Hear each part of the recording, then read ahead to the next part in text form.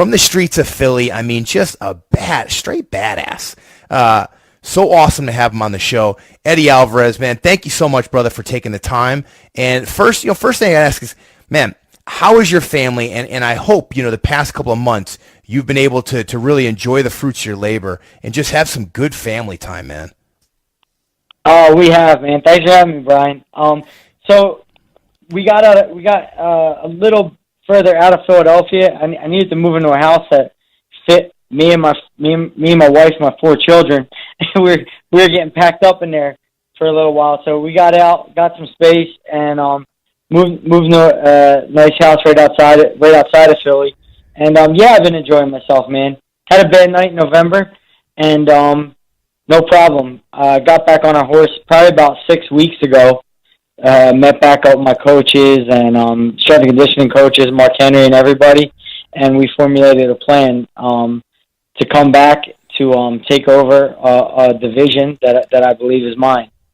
Yeah, and when you do this game, we all have those nights. We just have bad nights, and I knew your game plan going in, and it was just a night where you really never got started executing it. And unfortunately, in this sport, shit happens, and when shit happens, it happens pretty quick.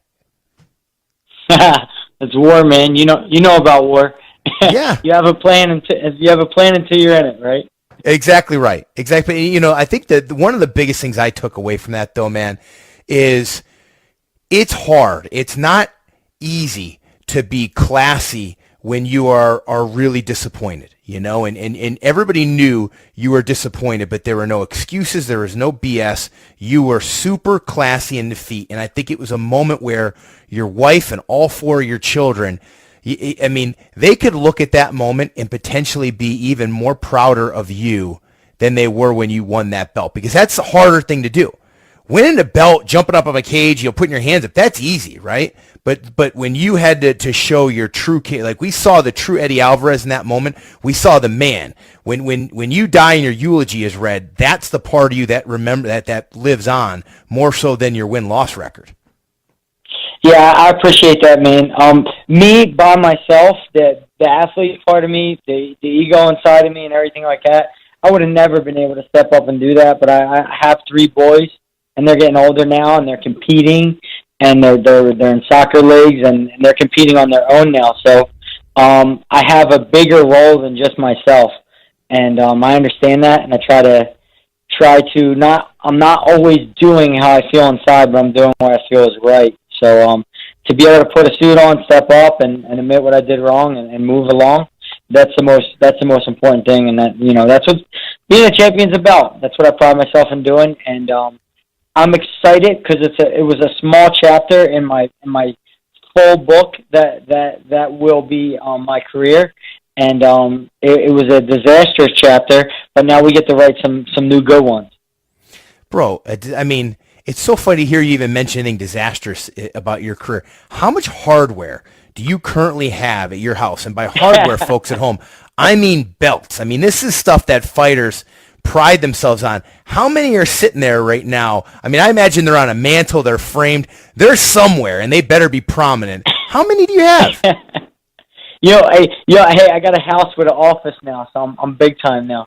No, you should. In my office, I have some belts up, but the majority of my belts are in my old house in the shed in some plastic Tupperware, which I need to get them out and display them. But right now, I just have the last Bellator belt I have and the UFC belt. So I want to display the other ones that I have along with other stuff, but I try not to put too much stuff up because I have a lot more things I want to do and collect. So I don't want to rest on what I've done. I have more to accomplish. So that's pretty interesting. So you don't want to put it up just so mentally you don't feel like you've already achieved everything. So you keep them.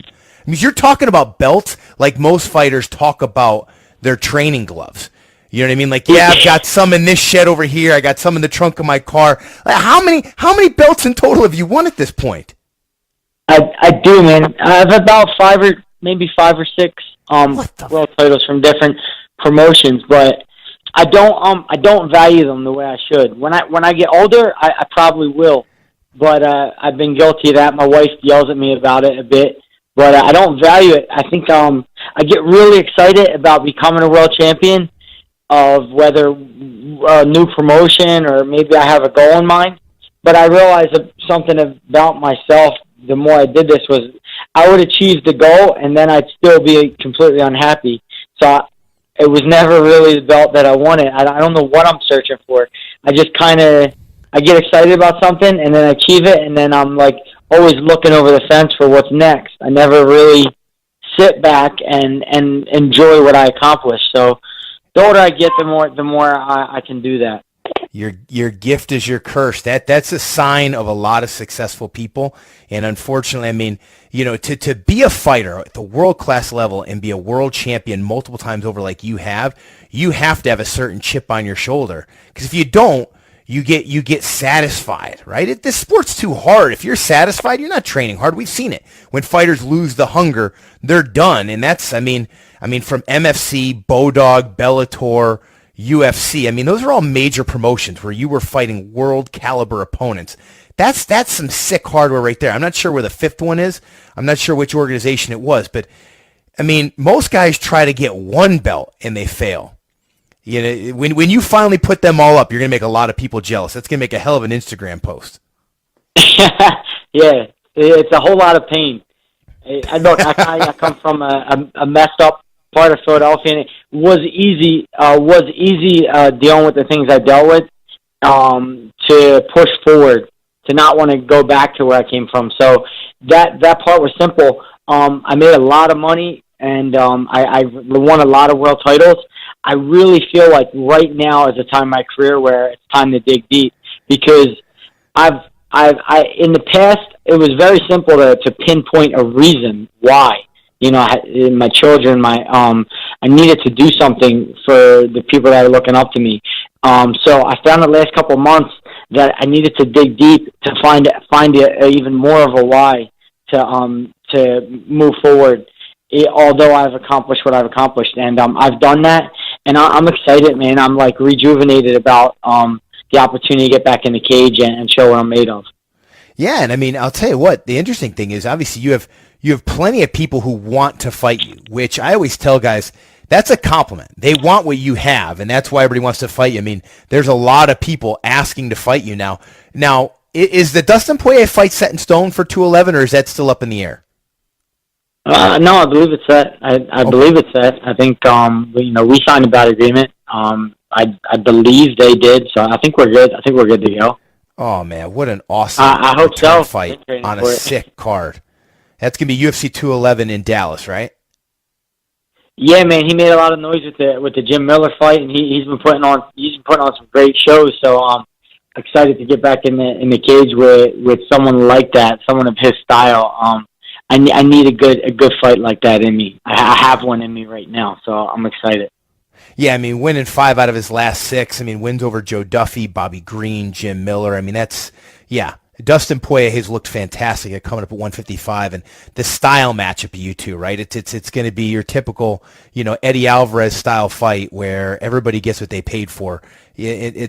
I can't wait for that. And you said, you guys were developing the roadway forward. Are there things? I mean, Mark Henry's a mad scientist. I mean, he overanalyzes every fight. Are there things he sees? I mean, he probably has a 6-month plan for you already mapped out. But were you guys talking? Was it technical, or was it just setting up your training? Are there? I mean, as long as you've been fighting, are there still technical goals you have in terms of your technique and your fighting style that are still being laid out for you? Oh, always. I have habits that they're hard to get rid of. Bad habits hard to get rid of. They're a blessing and a curse. Sometimes when you're really strong at something, it also could be a weakness of yours. But we're always working on getting just a little bit better, working on fine details. But Mark in itself, we've been training for southpaws for I don't know how long now. I think so. We had Anthony Pettis. We had RDA and McGregor. So for about over a year now, we've been getting ready for southpaws. So I looked down the list. I said, I looked down the list. Another southpaw, and this guy likes to throw down, and I think this could be a magical of a fight. So and Dustin's been making some noise. So it just more than anything, just excited to get my hands on a guy like this.